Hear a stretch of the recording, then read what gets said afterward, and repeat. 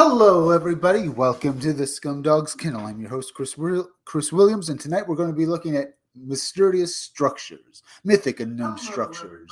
Welcome to the Scumdogs. Stuff that has been built, but no one knows anything. But before that, let me go off and show off some artwork for my own upcoming graphic novel, Scumdogs, okay? All right, here we go. Here's my extreme 90s cover. This cover I did to harken back to the comic books of the 90s.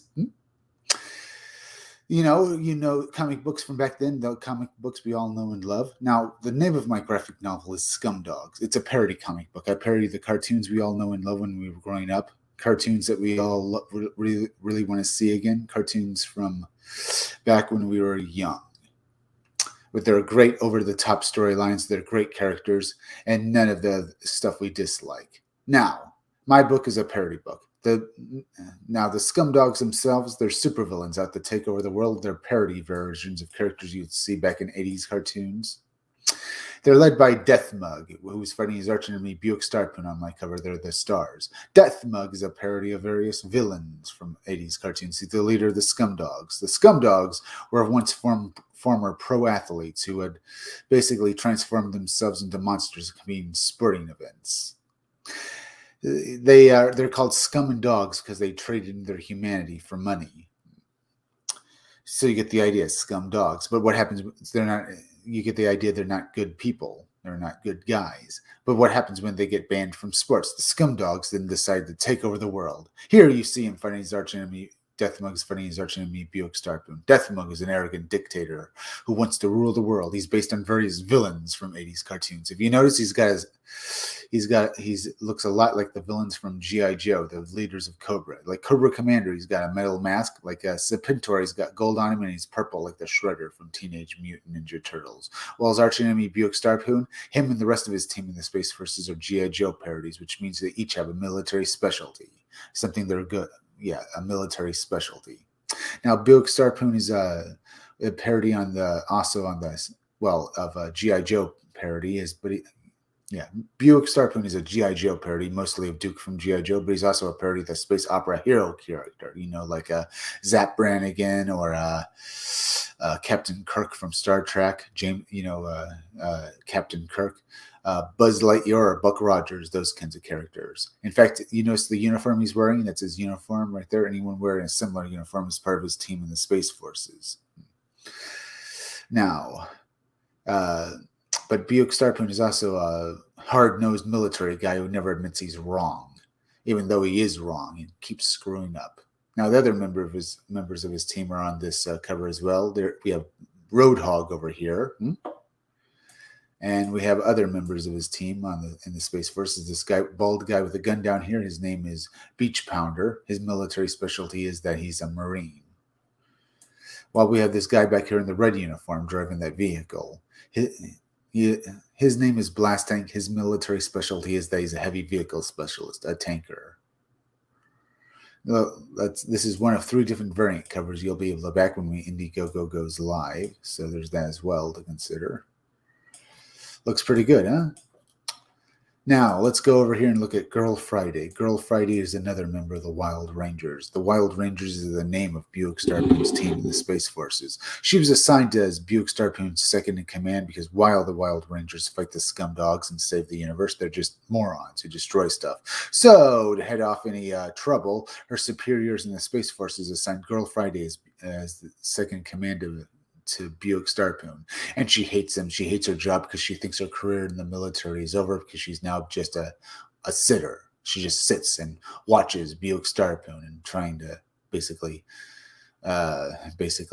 do anything with him, basically make sure he doesn't destroy stuff. So she's basically just a sitter. Here we'll look at, Deathmug's henchmen, because in all 80s cartoons, the main villain of the cartoon would have henchmen. And they'd be idiots. These are my idiots.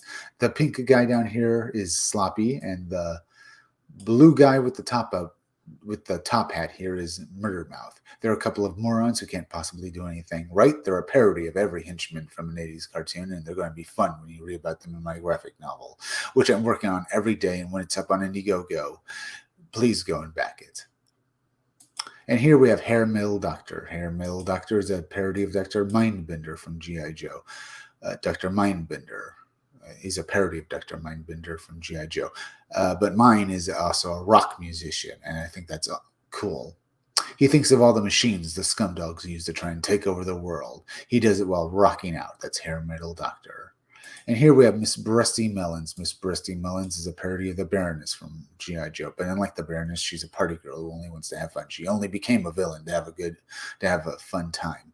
Now, people have said I should make a perk when my campaign goes live that every time I reach another stretch goal, I make Miss Breasty Melons' breasts bigger. But you should also know I will also get the Hair Metal Doctor pinup and the Miss Breasty Melons pinup, along with other pinups, will be included with other pinups in my graphic novel for you all to buy when stuff. But I will also get these pinups out to you on T-shirts for you to buy from Crypto Fashion as well.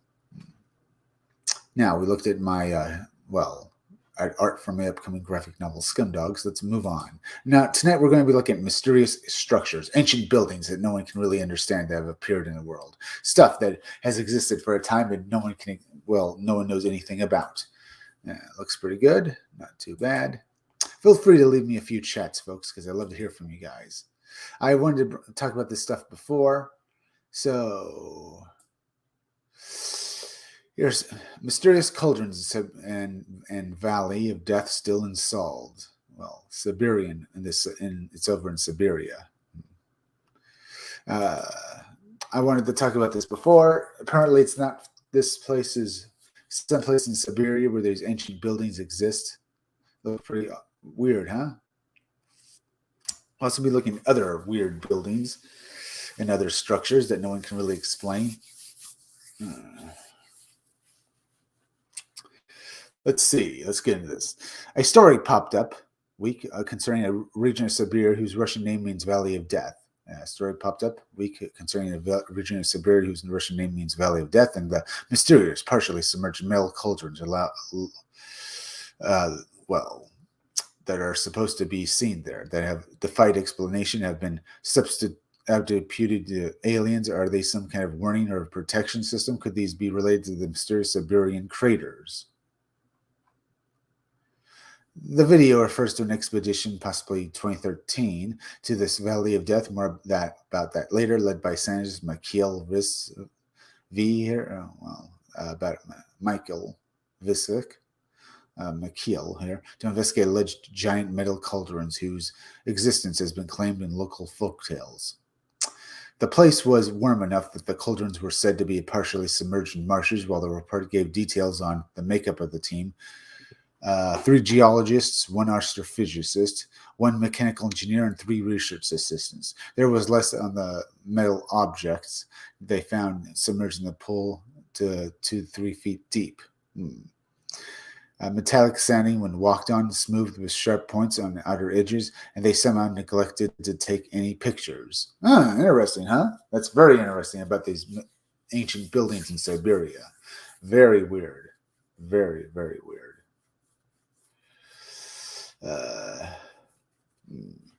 Let me also go over to Indiegogo real quick and show off some Indiegogos. Alien Alamo has made 90,471. That's pretty good. Nightmare Theater horror and comic anthologies made 28,848. Not bad. Black Flag Pineapple Perceptions made 208,708. And Stomp 2 comic book has made $5,990, or rather over that. Quite a few good looking books. Let's see. Let's go over here and see if we can't find some more Indiegogos. Viking Wolf Book Wolf Book 1 now funding through in demand and made $28,699. Earthbound Part 2 has made $54,000 in 11 days. That's not too bad here. First Wave Cyberfrog action figures made $310,239. I'm just getting this out of the way, folks. I figured I'd do this right here. Wait a minute. Did I see something else over there? Oh, not bad, not bad. Ned Lord of the Pit, A Comedy of Terrors, has made $346. Not doing too bad there. Cyberfrog, first wave action figures.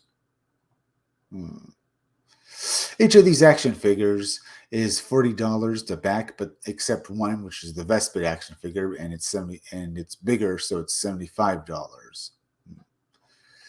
Let's see. Looks pretty good. And now each time this campaign reaches a new stretch goal, it'll gain new stuff added to your action figure. You'll get all sorts of new stuff, new weapons and other stuff added to it, new weapons and stands and stuff like that. They'll be added each time this campaign reaches a stretch goal, so that's pretty good. Let's see. Let's read what we have here. We've been on a winning streak with All Caps Comics campaign lately. The success of our comics is undisputed with Cyberfrog Blood Honey, Cyberfrog 2, Cyberfrog Warts and All, breaking crowdfunding. If you haven't read them yet, our customers love our comics and we love you. It feels like a good time to take a big step together. I've been working on a line of high quality figures for the last year. Yeah, high quality action figure. Well, a line of of action figures for the last year, and we're ready to go to production. Well, we're ready to go to production. Yeah, get your support. These action figures that I've got cooking are fantastic. They're competitive with anything you might find in store shelves right now. They're 1/12 scale like Hasbro's Marvel Legends. They're highly detailed, beautifully painted, and are super articulated. With your help, I can make them make them a reality. Looks here's the modern Cyberfrog, and he looks awesome. Man, look at that. Each time this campaign reaches a stretch goal, this campaign will get some new stuff added to it. 450,000, your action figure will have a honeycomb stand display. At 600,000, you'll give your frog a swap out head, and each action figure has its own accessories each time they reach a stretch goal, so you get that as well. That's Cyberfrog action. Well, that's that's the action figures for here. It's made for Cyberfrog action characters. It's made 310,239. It's up on Indiegogo. Now we looked at this. Let's maybe get back to this. What we were talking about, mysterious structures. We're talking about the mysterious middle buildings over in Siberia. The video refers to an expedition, possibly in 2013, to the Valley of Death. More about that later, led by scientist Mikhail to investigate alleged giant metal cauldrons whose existence has been claimed in local folktales.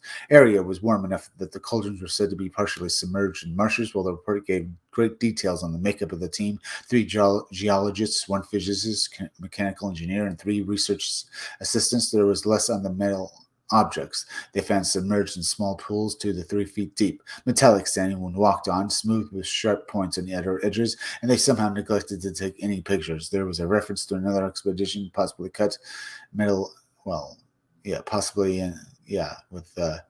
who basically tried to take samples of the metal, but no longer reports can be found.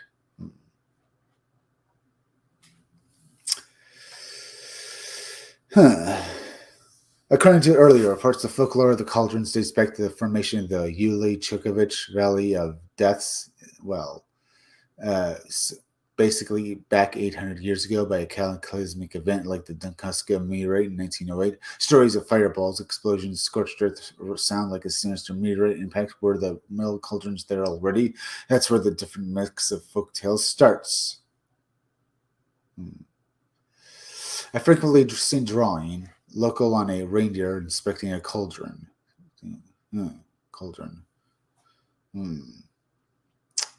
And let's see this. An early report of copper cauldron with only the top exposed dates back to 1853, but the most popular ones are about nomads who found similar metal ones in 1930 and later used them to get out of the winter cold until they became sick from them. What made them sick? Could be radiation, could be methane, could be aliens. A popular explanation for the cauldron is that they're a meteorite protection bunker system installed by aliens for humans. This area, a high meteorite and possibly even hostile aliens area. Maybe.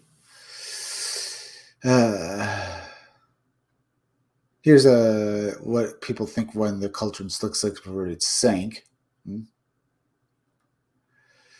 Very, very interesting. Feel free to leave me a few chats, folks. I want to hear your ideas on the ancient structures. What do you think about them, huh? As we continue to look at this, all sounds promising, and it would be if there were some pictures of these cauldrons. Unfortunately, all that exists are the few samples, drawings of underground dwellings. The reason given for not being able to see them now is that they are sunk under the permafrost and only earth-covered domes are visible. Which leads us to the Siberian holes. The most popular scientific non-alien explanation these craters is that they are the result of explosions caused by pingos, caused by underground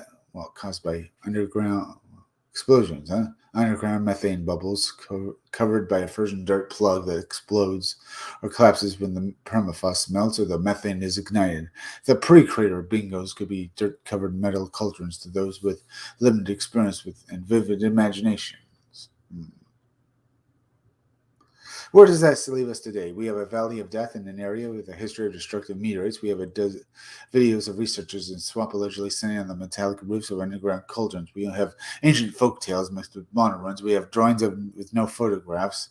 The mysterious cones of Siberia's valley are still a mystery. Interesting. I could look at that video.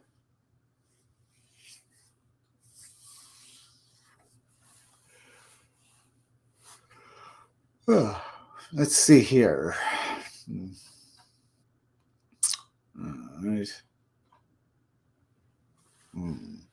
50-year-old Siberian time capsule Elizabeth Stewart. Right.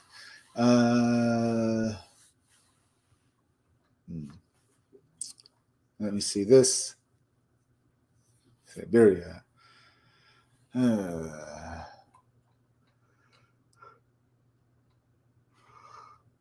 Let me see over here. Other mysterious structures. Yeah. Damn. Now, if I could just think here, there's also the Emperor's Palace in Japan.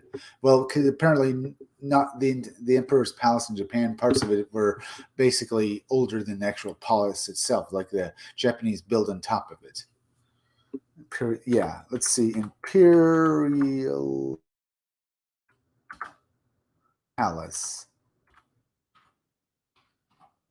Damn it.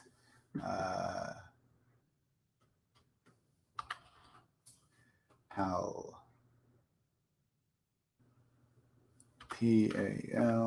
Pal. See if I can't bring that up.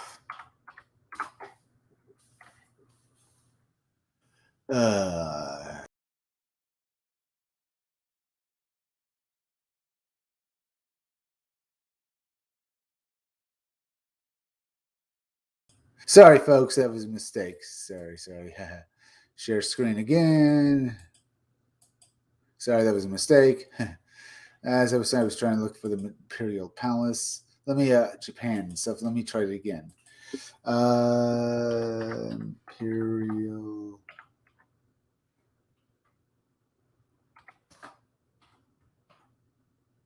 Palace.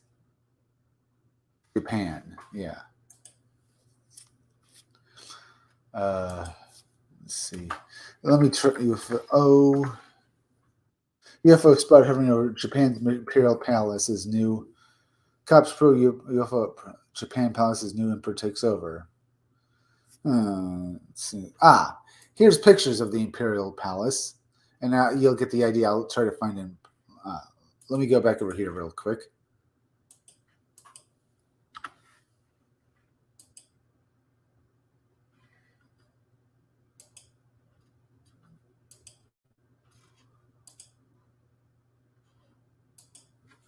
Let me see if I can get this up here. I've tried talking about this before.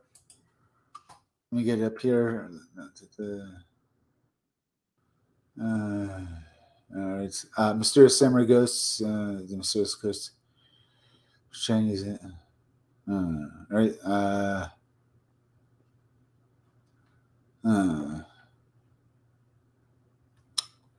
Let me do that later. Right. Well, either way, let me bring up a few pictures of what I'm talking about here. Parts of the Imperial Palace, uh, well, are far older. They basically built on the foundation that was already there, the Imperial Japanese Palace. And you can, if I can find that picture I was looking at, I just saw it. You'll understand that it looks very much like other ancient buildings and structures with its very bizarre, well, building formation and stuff. I can't believe I'm having such trouble. Let me go back over here. I saw it right there. That's what. Let me just do this.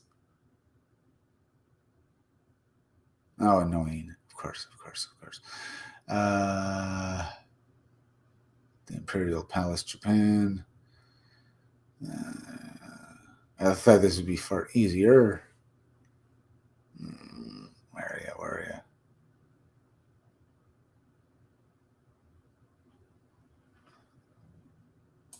are you? Here we are. At least this looks very much like it. These buildings, the way this building looks very much like other ancient structures that have existed. It looks like Machu Picchu and stuff like that, or something like that. At least some of the building techniques look very similar, as people have noted. Here we are. See, very big, very huge. Now, people basically will put the construction of the Imperial Palace back a few hundred years, which is true. But the actual building, the actual structure the Imperial Palace was built upon, are said to be the actual foundation of it is said to be far older than anyone actually will admit. As you can see, the structure does look very similar to other ancient structures.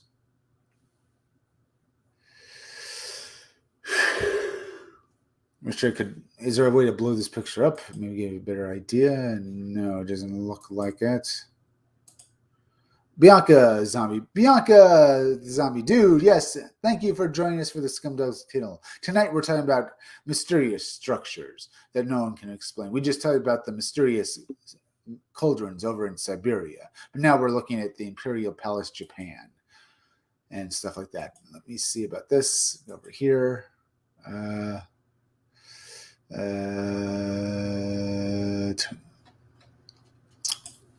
Maybe I should use mysteries. Mr. Imperial Palace, Turkey Imperial Palace. All right, let me get it. Should I do Bob Hoskins mysteries? Far. Let me try this. Far older than anyone admits.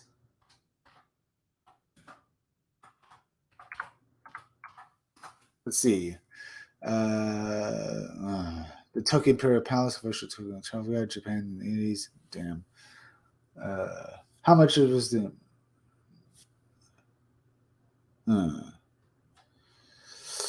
Now, this is all very weird. Damn. I was hoping I'd find a little more information. And I was hoping this would bring up. I guess I could look at Machu Picchu, or as well as that. Damn, I've talked about this before. So maybe I'll look at Machu Picchu. Here we are.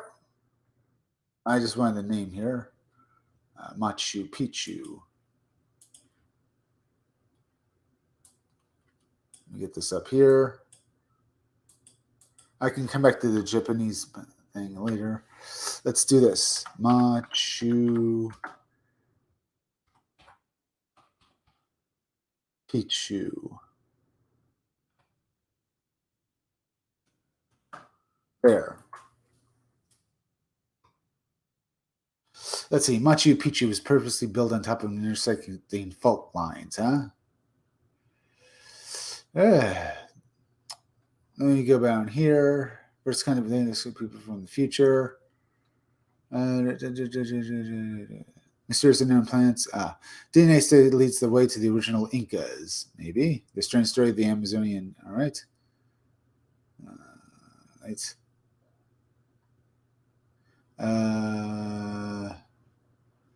Let's see. I guess let's see. Like this, built on top of mysterious fault lines. Let's take a look at this one for now. Let me go back over here. And right. E Gargoyle. Thank you, E Gargoyle, for checking into the Scumdog's Kennel. Right now, we're talking about ancient, mysterious structures. Yeah, and ancient structures that no one can really understand how they were built. Maybe we'll talk about the pyramids. We've talked about this kind of subject before with Graham Hancock and his stuff about that.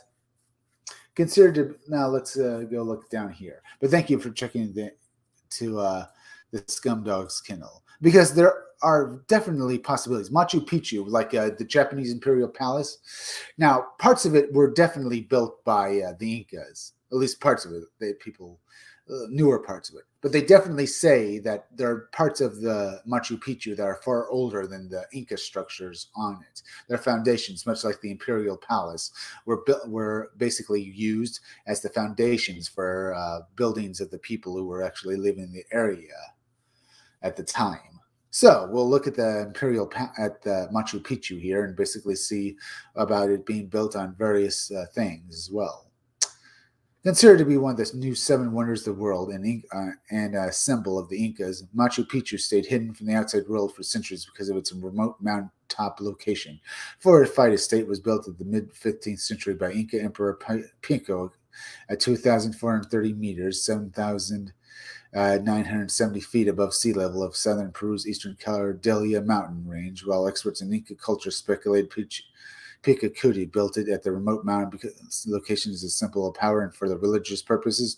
No actual cause has been proven. And the mix just got a little messier. A new study suggests Machu Picchu is where it is for geological reasons, and they're not at the top of the mountain, but underneath it. Machu Picchu's location is not a coincidence. It would be impossible to build such a site in the high mountains if the substrate was not fractured. At the Geological Society of America annual meeting held recently in Phoenix, Roldo Magnet, a geologist at Brazil's Federal University of Rio Grande do Sul, presented the results of a detailed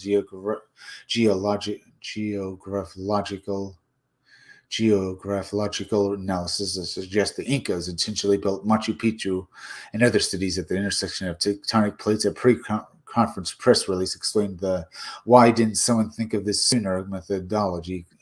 Magnet he took satellite images of fault lines and unknown fault zones below and around Machu Picchu and overlaid a map. It was quickly apparent that many of the faults from large to tiny appeared in two lines forming an X, with Machu Picchu in the middle, and there was an Inca word for bingo. Obviously, putting a mountain between your estate and two major earthquake-generating fault lines was a big part of why Emperor Pakanti picked this location, but it's far from the only reason. The stone buildings use no cement. The stones fit so tightly together that a sheet of paper can barely fit between them. That required a hauling of a lot of stones to the site, and those two intersecting fractures broke up enough rocks that there was plenty for the masons to choose from. Surprisingly, Magnet is not the only person who knows about the intersecting fault lines. The Incas knew about them as well. The giveaway was that the Machu Picchu's main sectors, buildings, and stairs all lined up with an X as well. This alignment was more than symbolic. The area's tectonic faults channeled meltwater and rainwater straight to the site. About 2/3 of the efforts to build a sanctuary involved constructing a substrate drainage. The pre-existing fractures aided the process and helped account for its remarkable preservation. So the underlying faults both supplied the area with water and drained it away. Obviously, despite their propensity for human sacrifices, Incas were pretty smart culture, and not just in the Machu Picchu area. Mengen expanded his fault maps and found that the ancient cities of Ollantaytambo, Pisek, are also strategically located. Well, cities of Ollantaytambo and Cusco are also strategically located at fault intersections and lined with the fissures. One thing Magnet's discovery explains is that the disappearance of Machu Picchu's residents just 80 years after it was built. The prevailing theory blames it on the arrival of the Europeans. There's no evidence that the Spanish conquistadors ever found Machu Picchu. It's likely that the smallpox did the jungle took over the village, preventing other residents could preserve it until modern times for us to admire and study it. That's a good thing because they were learning that the Incas were more than the fraction of history passed down by the invaders. The survivors have made it concludes Machu Picchu clearly shows us that the Incan civilization was an empire. Interesting. I think now I'll go look at Graham Hancock because he basically makes a thing about talking about all this ancient stuff. Let's see, Graham Hancock. I've talked about him before, but basically I'm just going to... The history of human ancestry migrations being far complex than we realize. Lost cities and forgotten civilizations search for clues to a past unknown. Right. Give me a moment here.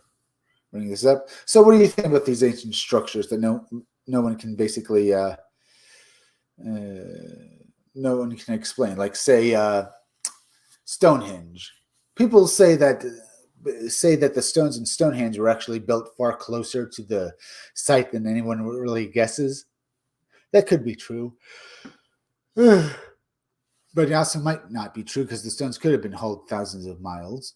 No one really understands why it was built either. Take me down to Paradigm C. All right. Let me do this. All right. Get on here. Right there. Talk about Stonehenge. So right now I'm doing let me go back this way before doing anything like that. All right. Yeah, I'm going to look at this. I've read this article before. I'm just going to take a few looks here. Let's see. Becca June is a British archaeologist. Atlantis, or maybe I should basically read this. Have I read this before? I'm pretty sure I have. Let me read this, though. It is often said of history that we look at the past so that the future generations will not repeat the same mistakes of our forebears, although there is indeed much more to the study of history than a survey of mankind's failings, or perhaps nothing about the ancient past fascinates the modern mind quite like the allure of lost civilizations. Numerous examples of magnificent, even advanced groups alleged to have existed in ancient times, echoed throughout time as curiosities and arisms that press scholars to understand if the technological powers we possess today might not be something that once existed, if only for a time thousands of years ago. Yeah, I think I've definitely read this article before. More often than not, evidence for advanced civilizations in ancient times has fallen short. Nevertheless, the quest for lost cities and regions of the world forgotten by times in itself is a fascinating endeavor. Let's see. Oh, Göbekli Tepe. That's what I wanted to look at as well. We'll take a look at this before I look at some more stuff. Göbekli Tepe. There is perhaps no site that has quite managed to invigorate the debate over the skill and advancement of ancient people than Göbekli Tepe, located in Turkey. The site comes into existence approximately into existence at Turkey's Anatolia region. It came into existence approximately 11,000 years ago, over 11,000 years ago, which places its creation during a period in which it was largely been assumed that humans were nomadic hunter-gatherers, in contrast to the long-held notion of Göbekli Tepe. Clearly displays stone workmanship, architecture, prowess, and general artistry that far exceeds anything of similar antiquity. This in part led Klaus Schmidt, an archaeologist who led digs at the site between the 1900s up until his death in 2014, to believe the site held a ceremonial, in the 1990s, up until his death in 2014, the site held ceremonial significance, and that its mountaintop location served as a sanctuary rather than an actual settlement site. Interesting.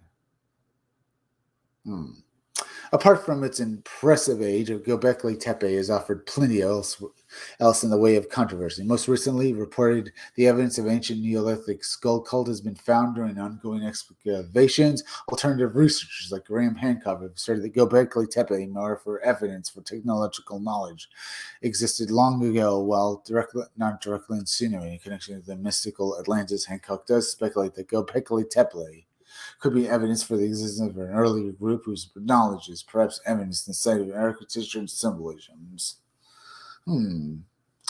Architecture and symbolism, huh? Earlier this year, a study carried out by researcher Martin Switman at the University of Edinburgh School of Engineering posted that carvings on stone slabs, which are prominent at Göbekli Tepe, might be presented in the story as an extraterrestrial impact. That occurred around 11,000 BC. The study was featured in the journal Meditation, Archaeology, and Archaea of Mediterranean, Journal of Archaeology. Let me look up Göbekli Tepe.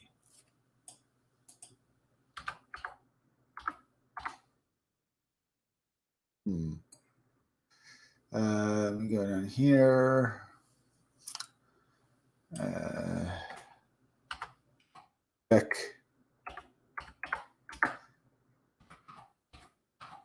Let's go look at closer look at Göbekli Tepe. All right, Göbekli Tepe is probably older than Göbekli Tepe is probably older than Göbekli Tepe. Göbekli Tepe features an incredibly precise and complicated geometric pattern. Yeah, this is another thing. Like as I said about the Imperial Palace Japan, parts of the structures look very much similar to each other. They have these similar ways. They have these little parts of it that look like handhelds, or rather they have parts that look like you could basically were used by people to hold parts of the stones up, or rather allow them to move the stones, like these little handheld crevices or croppings on the stones. And here we have something that basically other people have mentioned as well. Features incredibly precise, complicated patterns on them as well. That's another thing they say that these stones share in common. We have people watching us. By the way, folks, if you have not yet, please go hit that like button for me. It really helps me fight the algorithm, so more people can see my content. As well as please go and hit that bell and hit the part of the bell that gives you all future notifications. Please go share this video on Twitter and Facebook. A new study revealed the incredibly complicated and precise geometric pattern that was involved in building the world's oldest temple, Göbekli Tepe. Göbekli. It means probably hill in Turkish, right? Yeah, is a Neolithic site that was built on top of the limestone mountain region in the southeastern part of Turkey, and is said to be between 11,000 and 12,000 years old, and more than double the age of Stonehenge.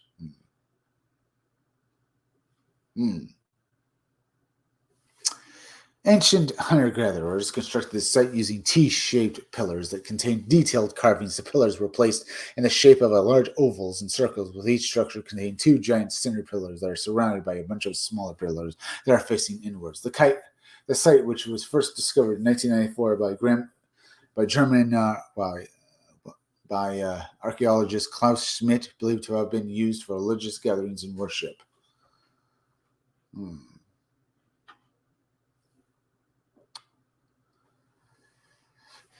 Some of the pillars are said to be 18 feet and weigh as much as 50 tons. Some of the pillars are bare, right? Some of the pillars as tall as 18 feet, weigh as much as 50 tons. Some of the pillars are bare white. Others contain very detailed drawings of abstract symbols, as well as animals, lions, bulls, bulls, foxes, insects. Interestingly enough, each of the enclosures depict one specific animal that's been carved several times. However, in the largest enclosure, called Enclosure D, there are numerous animals that have been carved into the pillars, as well as human characteristics. In fact, the T-shaped pillars of Enclosure T contain carvings that appear to be arms, hands, and a belt and a groin cloth.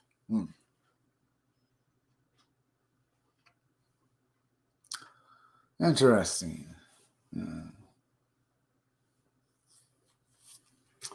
Interesting. What do you think about that, folks?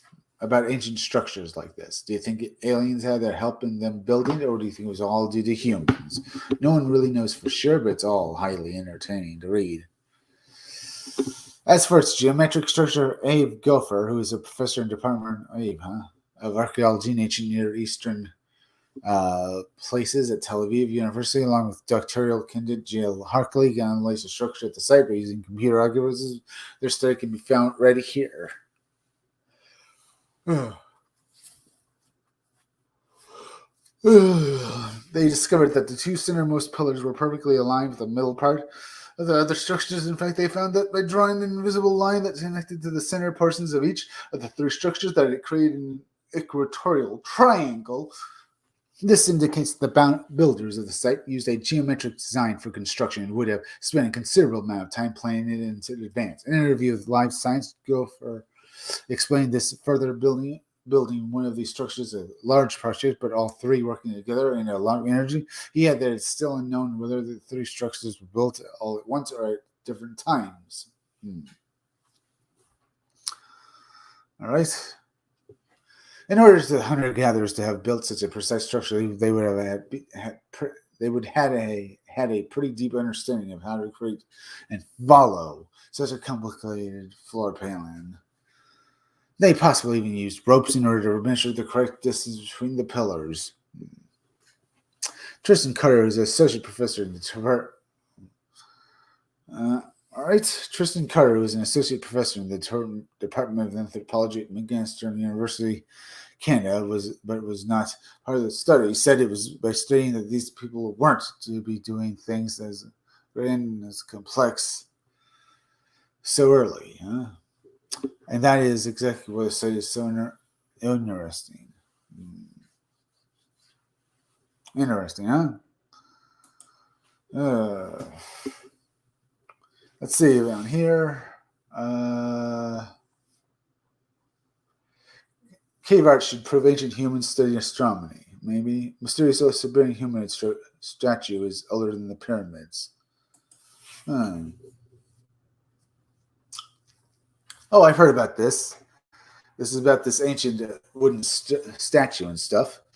Recent archaeological discoveries suggest that Siberia was once the home of a possibly highly advanced Ice Age civilization. Relics ranging from massive unexplained megaliths to mysterious walled structures have been found, suggesting that people were capable of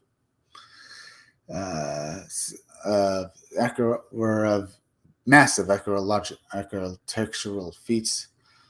While it has been known that there were tribes of people living in this area during the Ice and Stone Ages, these new discoveries suggest that these civilizations were far more advanced than previously thought. Now, a new analysis of a creepy humanoid statue found in the Ural Mountains has been dated to even before the pyramids. Is there a lost chapter of human history waiting to be unearthed in Eurasia and Siberia?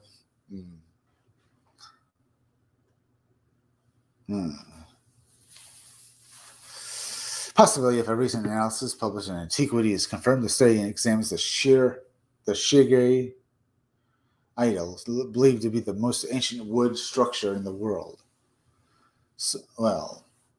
The statue was discovered in fragments beginning in the 19th century of an open gold mine, which contained other ancient artifacts. Several studies claim that the latest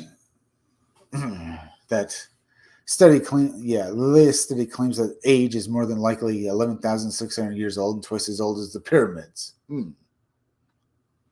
The purpose and meaning of the idol remains shrouded in mystery, but it does bear resemblance to other Ice Age art found near Göbekli Tepe, believed to be the oldest known temple in the world. The authors of this recent study write that the structure may reflect coded mythologies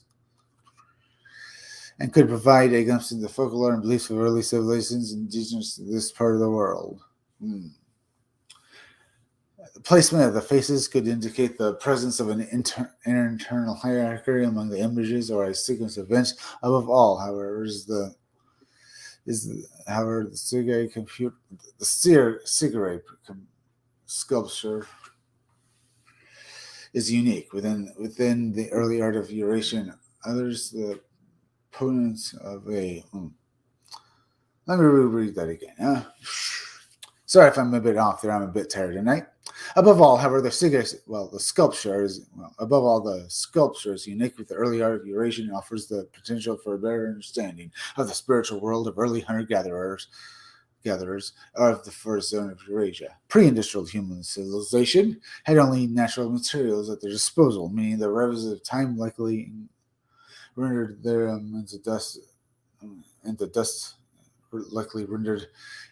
all evidence of these early civilizations we will never truly understand as our own species. Okay, so yeah, because this happened so long ago, and because all the people that were there have now died, and because of new ideas about lost my place again. Let's see. Pre-industrial humans, so it's only natural materials at their disposal, mean the revs of time likely rendered into dust all evidence of these early civilizations we will never truly understand. That is true. Because of time, because of the passing years, there's a good chance all of these creatures will just go home. Maybe. It could very well be. No. What was the saying? I said go home? No, that's not right. I was trying to think there. That proves that most of these structures are very ancient and that they have very little to do with the modern world. I mean, there's that. Or rather, the fact that because they have very little to do with the modern world, we know they exist. We know they were built by people. Well, up to a point, some people say some of these ancient structures were built by creatures from another planet. And a lot of people say no, that can't be right. And other people say yes, it is. But either way, there most definitely like Göbekli Tepe in the Japan Imperial Palace, Japan. There were ways that they were built. At least parts of the Imperial Palace in Japan were built using technology that no one really understands, because the way the stones there do not correspond to any other stones that were made during Japan, no other buildings or such places. So you gotta understand what is the truth of it and stuff. Who built the Göbekli Tepe? Who built the foundation of the Imperial Palace in Japan? Why do a lot of these structures have a lot of similarities to each other? Why do they have handhelds or basically parts where you can basically put your hand on, and another part and basically lift them up with brute strength? Could there be actually proof that people actually burned her? Oops. Sorry, I got lost again thinking of something that matter. It's true that what's true about this is that these ancient structures don't really correspond to anything that we really know. No matter how many archaeologists try to make these ancient structures fit into the timeline that they've set up, places like Göbekli Tepe are far older than anyone likes to admit.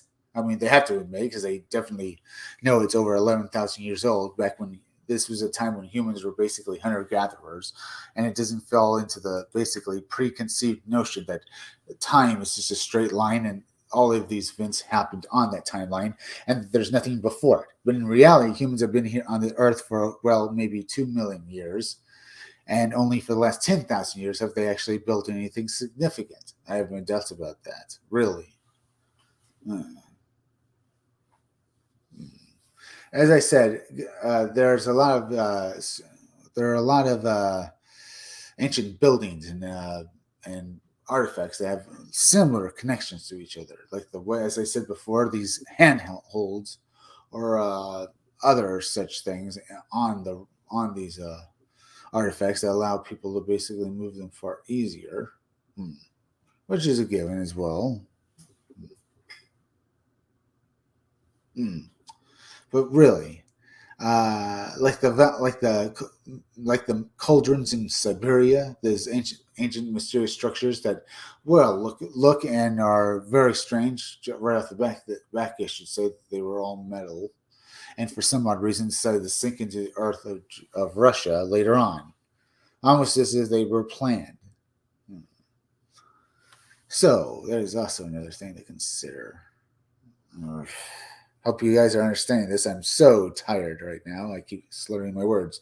But as I said, the ancient structures all have similar things going that are built into them that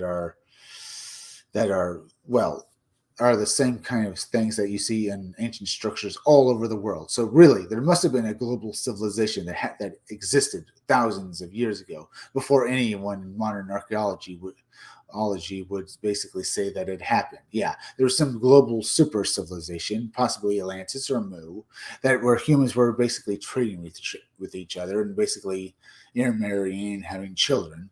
And because they found DNA that basically points to something like that, at least some scientists have pointed to DNA that seems too similar to each other, almost just as if there were interbreeding that had gone on thousands of years ago. And they found this by basically analyzing human DNA and finding that there's this mysterious new group that basically gave its DNA to a bunch of people through thousands of years. Could be.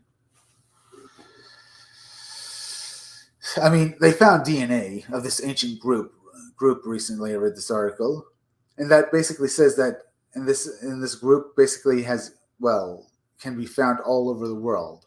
If there was a global super civilization, that means that this group interbred with people all over the world, and this is why their DNA survives into the modern age. Perhaps. And you find other evidence of these ancient structures having, as I said before, similar similar attributes that are very similar to each other. How they have this geographic what's the word I'm looking for? Complicated geometric plans and patterns on these structures could very well be as well. How they basically seem to have various. Let me see down here. How these various structures have various building techniques that are, or rather the way they were built, look very similar to each other, and to other sites across the entire planet. How Machu Picchu has various geometric patterns in the buildings and in the foundation and the very structure of the building itself that looks very similar to other buildings across the world. What I'm trying to say, I keep repeating myself. I feel right here.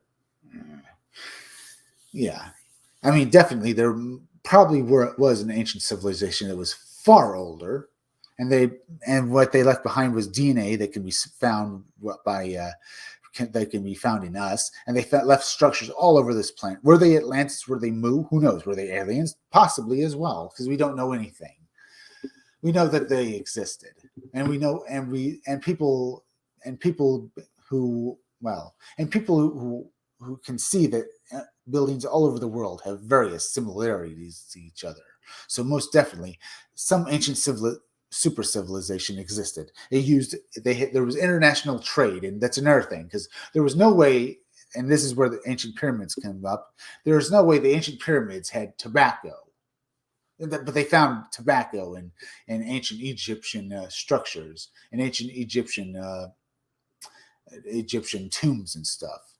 So how do they explain that? They don't. The archaeologists basically just sweep it up under the radar and don't talk about it, which is another very odd thing that they would do.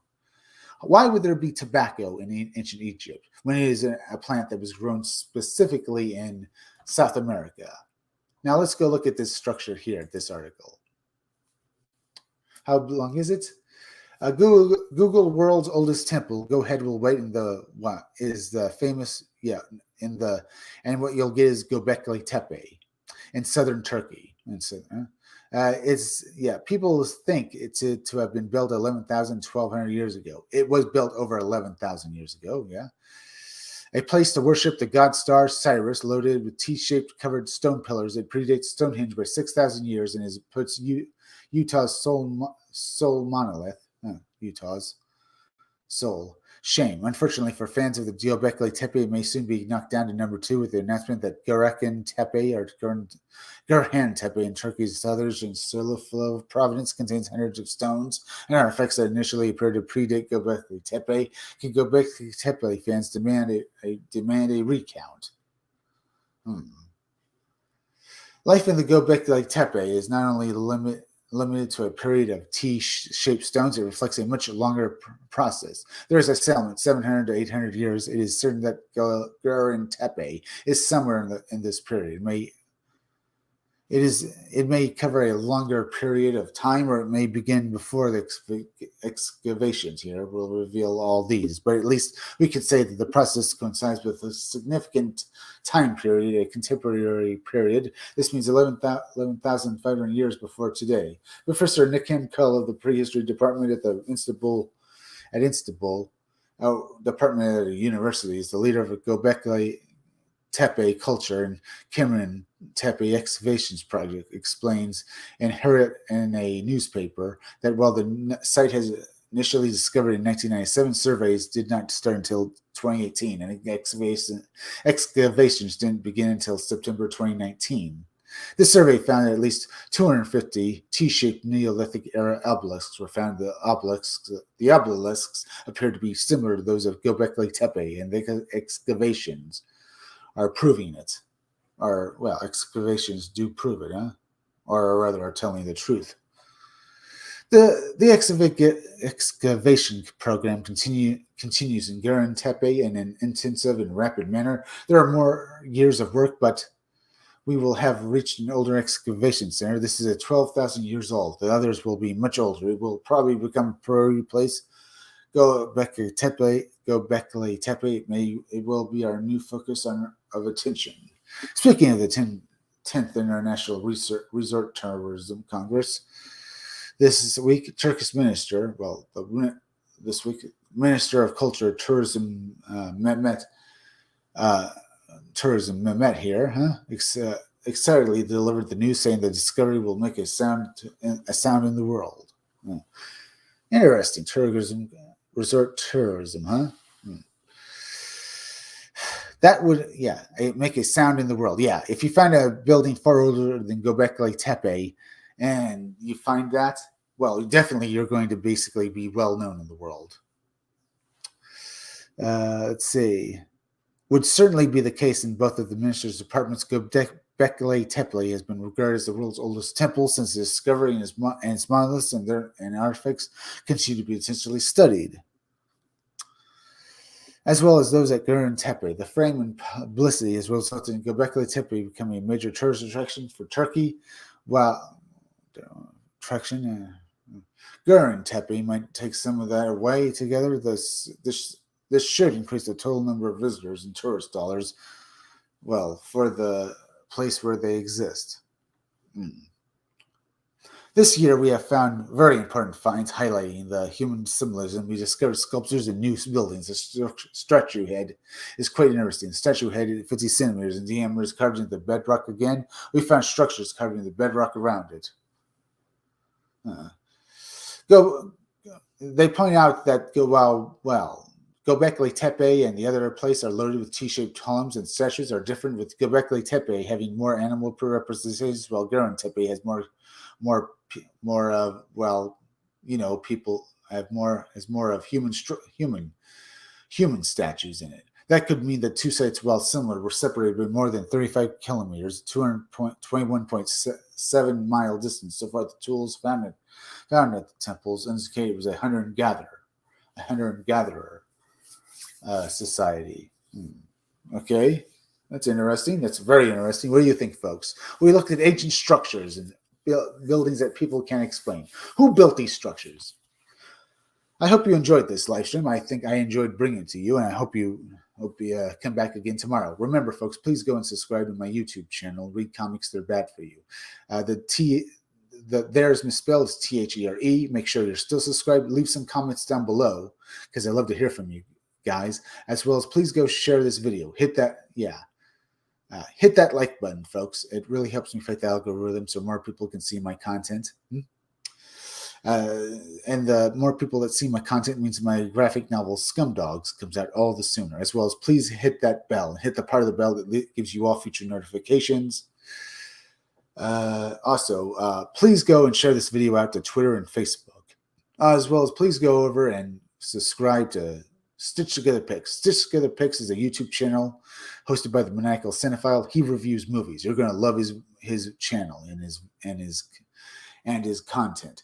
He plays the character of the Maniacal Cinephile, and he's just funny as hell to watch. As well as go over and subscribe to Creepy Little Book. Creepy Little Book is like the Art Bell radio show. He does live streams every night. He does these little videos talking about high strangeness, but he does live streams every night. He live streams on weekdays at 12:30 a.m. and on weekends at 10 o'clock p.m. He talks about aliens and ghosts, and he learns so much from watching his live streams. Go and subscribe to Creepy Little Book. As well as go over and subscribe to Robot Co-op on YouTube. Robot Co-op is a great channel. It's like Mystery Science Theater 3000. You enjoy them so much. Go and subscribe to Robot Co-op. Remember, folks, I'll be back again tomorrow at 11 o'clock p.m. Yeah, I'll be back again tomorrow at 11 o'clock p.m. for another live stream, so be sure to come back again then. I'm Chris Williams from the Scumdogs Kennel,